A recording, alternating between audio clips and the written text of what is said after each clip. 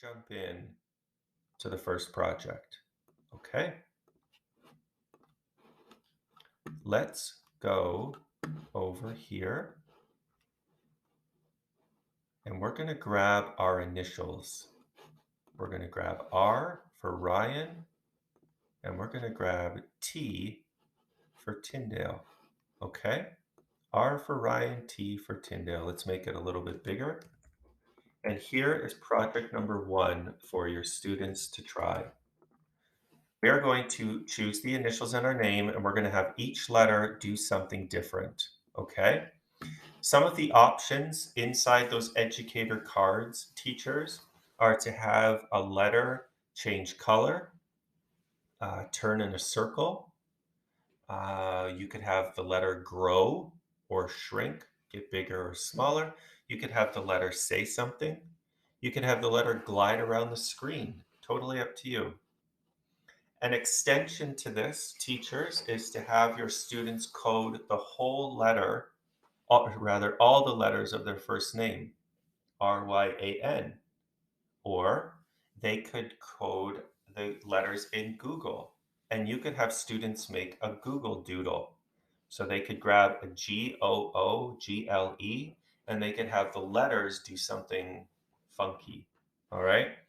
Further than that, if you want to take this even further, start with the initials, then go to a first name, take it to a real world context. You could have them do an open sign for a small business, OPEN. They have to create a catchy open sign to attract business. Or they could do a birthday card. They could code the letters of happy birthday. They could code the letters of Pink Shirt Day. They could do something that says be kind, and they could create a message that the letters of be kind do something creative and unique. All right. So think through past just initials, teachers. Okay. So we're going to have the T. I'm looking at the T right now. The T is going to we're going to make the color change. Okay. So we're going to grab a look button. We're going to change color by 25. Now watch this. If I go click, click, click, click, if I come up here and I go space bar, now I've created it to go. But here's something I want to try with you is to put a loop block. And loop blocks are right in the curriculum.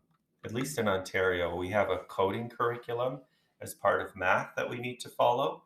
Loop blocks are in the math curriculum. What this forever block is going to do, friends, is cause it to change color, change color, change color, change color, change color forever and ever and ever. Watch.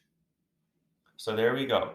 We have now created our T to change color. We want to slow that down a little. We can change that to 10, or we can change it to 5. That's a little bit slower. Or we can change it to 1. Or we can use decimals and go to 0.5, and that's going to change it really slow. Something really cool here is have the letters change color. We're going to go back to the beginning. So now my T is going to change color.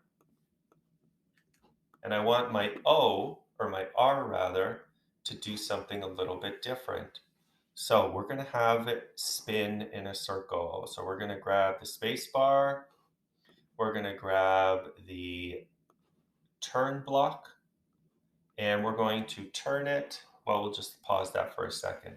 So now we're going to use a loop block. 3 blocks, students. There we go. So we're going to turn 15 degrees. Do it again. Do it again. Do it again. Watch. So now what we've done is we've coded 2 letters in our name to do 2 different tasks. All right?